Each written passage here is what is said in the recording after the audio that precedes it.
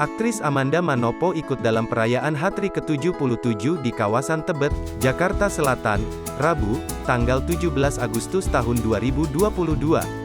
Tak sendiri ia hadir bersama sang kakak, Angelica Manopo. Dalam memeriahkan kemerdekaan, Amanda bersama sang kakak turut membuka usaha barunya, Kurimi Puff. Acara tersebut diawali pengibaran bendera merah putih diiringi lagu Indonesia Raya, kemudian dilanjutkan dengan pemotongan pita dan tumpeng serta diakhiri lomba 17-an. Karena saya tahu tanggal segini libur kebanyakan orang datang.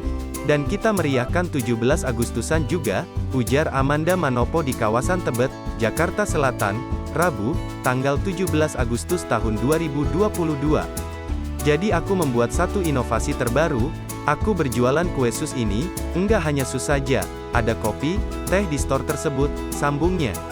Walau terbilang baru, Angelica menambahkan jika bisnis usaha dengan sang adik ini telah memiliki 3 tempat yang tersebar di Jakarta, salah satunya berada di Tebet, Jakarta Sekata.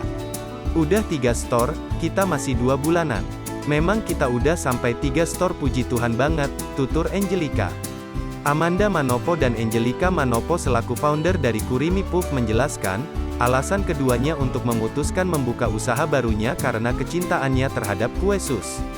Awal dari diluncurkannya bisnis ini berangkat dari kesukaan kami berdua terhadap kue Japanese cream, sehingga kami mencari ide untuk membuat inovasi terbaru untuk sajian kue sus ala Jepang yang lebih unik, menarik dan beragam, ujar Amanda Manopo.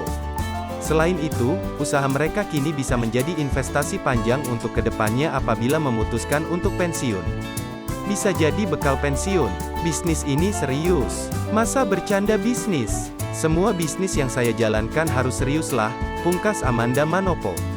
Rencananya, Amanda Manopo dan Angelica akan melakukan pengembangan outlet Kurimi Puff dalam waktu dekat hingga keluar kota seperti Makassar dan Surabaya.